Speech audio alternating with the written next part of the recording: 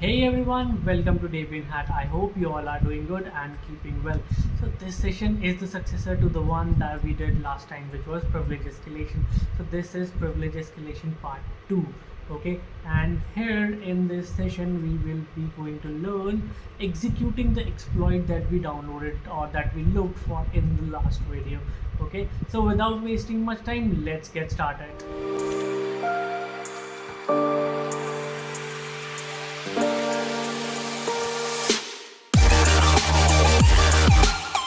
Here we are on the screen with the machine that has already been spun up. Okay, so earlier last time we were facing many issues while going through these machines, connecting them. So I've already spun up the machine before we get started. Okay, so let's get started.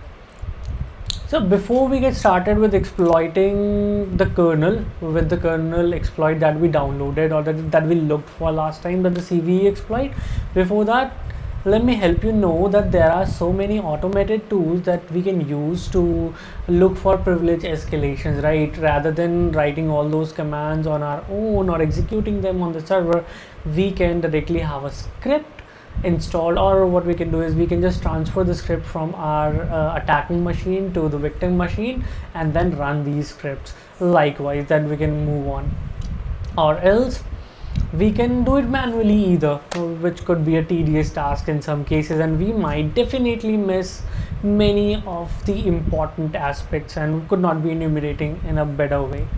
Okay, so if I talk about some of the automated tools, that could be linpeace, linenm, or it is LES, Linux Exploit Suggester, okay, Linux Smart Enumeration, Linux Privilege Checker. So I would say the first, second, fourth and the fifth tools will definitely help you in the enumeration part, and the third one would also help you to enumerate, but it would suggest you some exploits as well that you can, that are publicly available. Could be CVEs, could be some GitHub scripts, so definitely it is going to help you in that manner either. Okay, moving on. So we are done with this task and I've explained what we can do.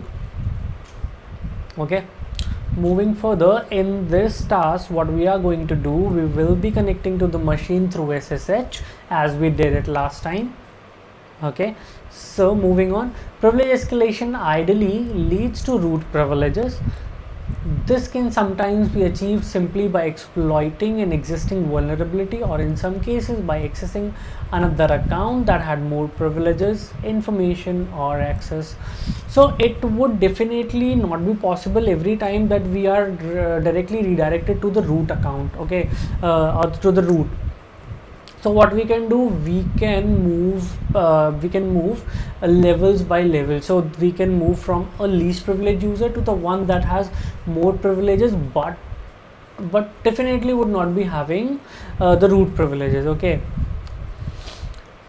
unless a single vulnerability leads to a root shell, the privilege escalation process will rely on misconfiguration, lacks of permissions, and those things that we have already discussed earlier. Okay, so moving further, let's not waste much time going through the content that you can do on your own as well. So because there is no hard and fast any rocket science that you have to go through, this is all simple English text that the text that you can read and explain to yourself. Okay, moving on, find and use the appropriate kernel exploit to gain the root privileges on the targeted system. Okay, so we definitely would be requiring what the exploit for that kernel version, or for that particular CV. So let's go get into the machine. We'll again try to find out the kernel and the CV for that, and then the exploit that we would be using to get the root privileges or to the high privileges. Okay, so I've copied the IP address, and moving on to my terminal, I have already been connected to the THM server, okay, through VPN. SSH to this user only. Let me copy and paste the IP address that we have copied. There we go. Okay, the super secure password that they have already provided with the machine. Okay, so now next we can do cat etc sorry, it was proc version. Okay, there we go, we got the Linux version 4.8.2. okay, no, my bad, Linux version was this. Okay, I'll just simply copy this and look for an exploit. Okay, generic CVE. Okay, so if I look for the CVE, then this is the CVE. I'll just copy the CVE and okay, so we got this on exploit DB, and exploit DB would definitely help us with the particular exploit that we'll be going to use. So exploit DB has a ton of exploits available with itself readily for CVEs, okay, where we can look, download these exploits and run against. So simply just download it. As you can see here, 37292.c has been downloaded. Okay, so if we read through the documentation, which is very important part when you're going to use any exploit, when you're going to run any exploit in an environment, then definitely you should go through the documentation before doing anything, because you would be having some dependent commands or the parameters that has to be passed when you are executing that exploit, right? So in that case, we definitely need to read the documentation. So how we are going to run this? Okay, let me see if we require any other parameters to be passed on, but no, I could not see any parameters. It says simply GCC, the compiler, to run this file and explore and give it an output in the file name. Let's say we'll be using shell, or you could use anything. Like here it is ofs.c was the file and has been outputted to it has been outputted to ofs. So that's how we'll be doing in our case as well. Okay, there we go. Okay, so there is nothing much to be done, like any sort of parameters that we would be passing on, so there is nothing. Okay, let me clear this up, get to one more terminal and move to the downloads folder where I have the file. Okay, so if I go this way, then I can find the file. Okay, if I list the items, the file is there. What we are going to do, we are going to host a simple Python server which would be hosting this file system, where and we can download this file, the exploit that we have downloaded from exploit DB, to the machine that we are going to exploit. So what we are going to do, python -m http.server. okay, and for that matter I would be requiring my IP address. Okay, if I just do this, okay, 10.8.105.46 is the IP address of my machine that is communicating with TryHackMe server, or which is connecting through SSH. Okay, what I'll do, herein let's head to temp folder. There we are. Okay, and to show you, so if I type the command pwd, it will show the working directory where we are in exactly. Okay, so there we are in temp, and here I'll download that file, wget http. So this is working over HTTP protocol. I'll just copy my IP address from here, simply copy, paste at port 8000. Okay, and let me get the file name as well. It is hosted over port 8000, as you can see. So similarly we have mentioned it here. Now the file name, let's copy and paste it here, and there we go, to successfully download the file. Okay, so if I just list the items in the directory, we have the file here. And to show you that someone or somehow something has communicated to the server or to the file server that we have hosted to download any file, or has been communicating, then here are the server logs that we had hosted. Okay, so here 10.10.182.143 was the server that was communicating and has downloaded a file with name this over get request. This was simple. Okay, then I have closed the server. There we go, I have the file. Now according to the documentation that we read, it is just gcc 37292.c. we are outputting it to shell. There we go, it should not take much time. Okay, if I list out the items again, there we are. At times we would need to change the permissions. Okay, so we are giving executable permissions to shell. And how is that possible? Because we are in temporary folder, that's why it is possible that we can give executable permissions to any of the files. Otherwise, if we would have been in some user folders, then no, there was no chance until unless you have privileges to do so or you are a root user. There we go, dot shell, and there we are. If I type who am I command to know who am I, there we are root. Okay, so this is how we have escalated the privileges using the exploit that we have downloaded and was readily available on the public forum for that particular kernel version. Okay, if I go back to the THM and look for the question that has been asked, they are asking what is the content of flag1.txt file. Okay, let me go back to the terminal. So if you remember from the last session how we have to find the file that we don't know where it exists, then we can simply use the find command -name. Okay, before that I forgot to mention where do we need to look. Okay, we need to look in the root directory -name because we are looking for a file with the name flag1.txt, then flushing out all the errors to null.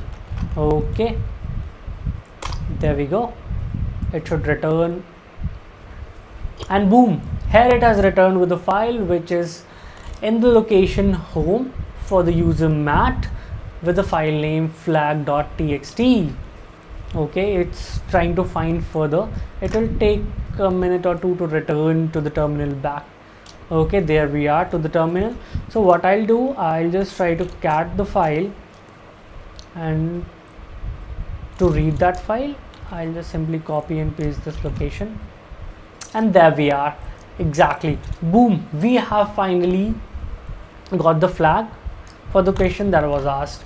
If I go back, try to paste it here, and boom, we are done. This was we are supposed to do. So this was a simple session on how we can use publicly available exploits and how we can use publicly available exploits to escalate the privileges depending upon any of the misconfigurations, vulnerabilities, vulnerable versions that have been used on the server. It could not be just the kernel that we have seen in this example. There could be many more things, let's say for applications or application servers like Apache or anything. There could be possibilities. Okay, before going further, let's not leave it up to you that you would be doing that. Let me do that for you. I'll just read through the content, try to explain what is given over here for better understanding. Okay, the kernel on the Linux system manages the communication between components such as the memory of the system and the applications. The critical functions requires the kernel to have specific privileges. Thus, a successful exploit will potentially lead to root privileges. So we all know how Linux works, right? So what is the function of the kernel? Kernel lets the backend components like memory and memories on the system and the application to interact, right? So I don't need to explain that more. The critical function requires the kernel to have specific privileges. Thus, a successful exploit will potentially lead to root privileges. Definitely, specific privileges would lead to privilege escalation to the root user. So the kernel exploit methodology is simple. Identify the kernel version that we did in the last session. Search and find for an exploit code for that kernel version. of the target system, right? That we did in the last session as well, and in this either. Run the exploit, simply run the exploit. But there are disclaimers that we definitely need to know. Okay, although it looks simple, please remember that a failed kernel exploit can lead to system crashes. So we definitely have to make sure that how we are running responsibly all these things. We definitely have to be responsible while performing all these tasks, okay, because it could lead to a complete system crash. In case you are engaged in red teaming exercises or in real world penetration testings in some organization, then it would not be acceptable, right? So we have to make sure the potential outcome is acceptable within the scope of your penetration testing engagement before attempting a kernel exploit. Okay, so it is best advisable not to use any exploit without prior using it in your own testing environment, or you are confident that it won't create any chaos. So we have to be sure on that. Research resources. Based on our findings, you can use Google to search for an existing exploit code, not just exploit DB. As we did, go on the Google, search for the particular version kernel CVEs, and we found that sources such as Linux kernel CVEs can also be useful. Another alternative would be to use a script like LES that we were discussing like 10 minutes back. Linux exploit suggester, that definitely would going to help you with the exploit that we can use. But remember that these tools can generate false positives, report a kernel vulnerability that does not affect the target system, or false negatives, not report any kernel vulnerabilities although the kernel is vulnerable. So we have to be sure that how it is working, because at times these scripts might not work and could produce false positives or false negatives. Then definitely, before looking for an exploit, that we could look over any public forum, or we could go for Google to search on. Before that, we definitely have to be sure manually also while performing some of the commands that we have learned. Okay, so some hints and notes that we can refer in future, or we should be sure about.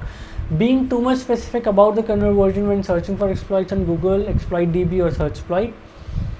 Be sure you understand how the exploit code works before you launch it. As I explained, some exploit codes can make changes on the operating system that could make them unsecure in further use, or make irreversible changes to the system, creating problems later. Of course, these may not be great concerns within lab or CTF environment.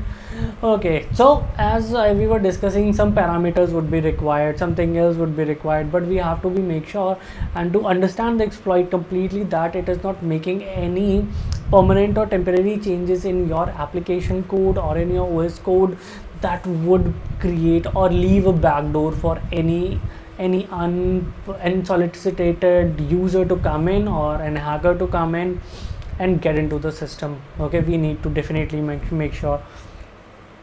Some exploits may require further interactions, as I have already explained.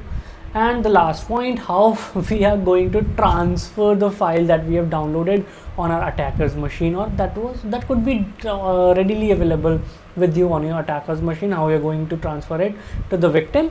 You can transfer the exploit code from your machine to the target system using simple HTTP server Python module and wget respectively. So you can host a simple server using Python on your attacker's machine to download it using wget over the victim's machine. So this was it for this session. I hope this was clear. There was nothing like rocket science, it was simple doing. Okay, I hope you enjoyed. See you in the next one.